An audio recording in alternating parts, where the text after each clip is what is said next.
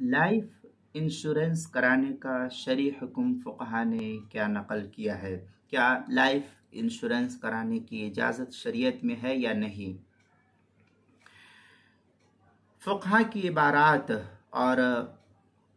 فتاوی جات کو دیکھنے سے یہ معلوم ہوتا ہے کہ جو لائف انشورنس کرایا جاتا ہے یا لوگ کراتے ہیں اس کی جو بھی میعاد مقرر ہوتی ہے تو اس کی مدت کے پوری ہونے پر جمع شدہ جو رقم رہتی ہے اس پر جو زائد پیسہ ملتا ہے وہ شریعت کی نگاہ میں سود کے دائرے میں داخل ہوتا ہے، اس لیے اس کو اپنے استعمال میں لانا قطعی طور پر جائز نہیں ہے۔ اس کو یا تو جہاں سے وہ پیسہ آیا ہے وہیں واپس کر دیا جائے یا یہ کہ کسی فقیر، محتاج، غریب، مسکین کو بلا نیت ثواب، بلا ثواب کی نیت کے اس کو دے دیا جائے، کیونکہ کنز العمال وغیرہ کے اندر حدیث ہے اور مختلف کتابوں میں یہ حدیث نقل کی ہے، کل قرض جر منفعۃ فہو ربا۔ یہ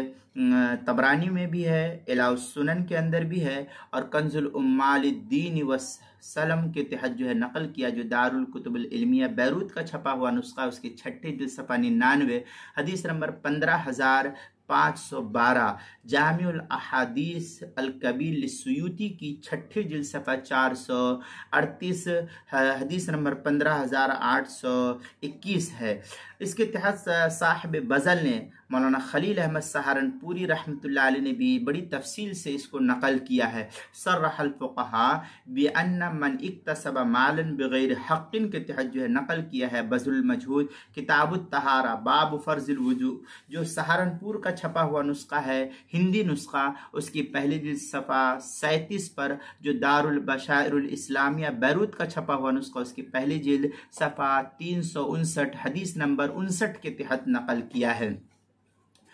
البحر الرائق، جو زکریا بک ڈپو دیوبند کا ہندی نسخہ، اس کی 9ویں جلد صفحہ 369، جو کوئٹہ کا چھپا ہوا نسخہ، اس کی 8ویں جلد صفحہ 201 پر نقل کیا ہے۔ تبیین الحقائق، جو مکتبہ امدادیہ ملتان کا چھپا ہوا نسخہ ہے، اس کی 6 جلد صفحہ 27، اور جو زکریا بک ڈپو دیوبند کا ہندی نسخہ ہے، اس کی 7ویں جلد صفحہ نمبر 60 پر نقل کیا ہے۔ فتاوی شام، جو زکریا بک ڈپو دیوبند کا ہندی نسخہ، اس کی 9ویں جلد صفحہ 553، کراچی کا چھپا ہوا نسخہ، اس کی 6 جلد 385 پر نقل کیا ہے۔ فتاوی ہندیہ، جو زکریا بک ڈپو دیوبند کا ہندی نسخہ ہے، اس کی 5ویں جلد صفحہ نمبر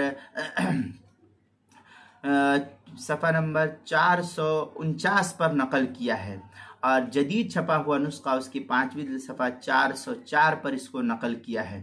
موسوعۃ الفقہیہ، اس کی 34ویں جلد صفحہ نمبر 246 پر نقل کیا ہے۔ فتاوی قاسمیہ، اس کی 20ویں جلد صفحہ 444 پر نقل کیا ہے اس مسئلے کو۔